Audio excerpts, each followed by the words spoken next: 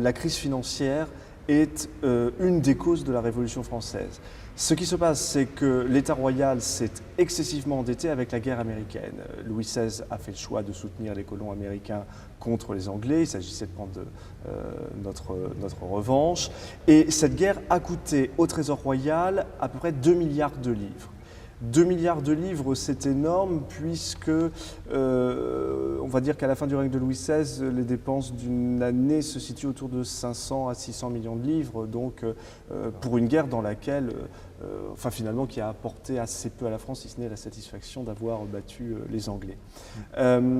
Ça lui coûte 2 milliards de livres à la France et elle s'endette énormément pour les payer. L'impôt royal ne suffit pas à payer ces 2 milliards, donc le roi emprunte. Il emprunte et à l'issue de cette guerre, qu'est-ce qui coûte aux finances royales? Le service de la dette, c'est-à-dire le paiement des intérêts. Et le paiement des intérêts est tel que, en 1788, cela correspond à 50% des revenus de l'État.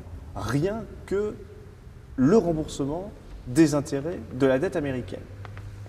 À partir de là, la monarchie est aux abois, il faut trouver une solution d'urgence. Pendant les années 1780, on essaie d'en trouver plusieurs. Plusieurs contrôleurs généraux des finances se succèdent, et puis alors nouvel impôt, etc., nouvel emprunt, on essaie de trouver pas mal de solutions. Rien n'est satisfaisant, rien ne fonctionne.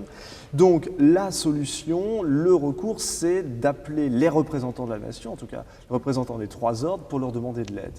Louis XVI et Necker décident en 1788 de convoquer les États généraux, la réunion des représentants des 3 ordres, clergé, noblesse, tiers États. Ils sont réunis à Versailles pour le mois de mai 1789 et le but c'est de leur demander de l'aide. En projet, ils ont l'idée d'une nouvelle contribution, de créer un nouvel impôt ou de réformer totalement l'impôt. Cependant, les députés des États généraux, quand ils se réunissent, demandent des garanties de liberté, etc., qu'ils n'obtiennent pas directement, et donc décident de se proclamer Assemblée nationale, puis Assemblée nationale constituante. Ils se rebellent, à partir de là, ils deviennent révolutionnaires, et ils font tomber la monarchie absolue.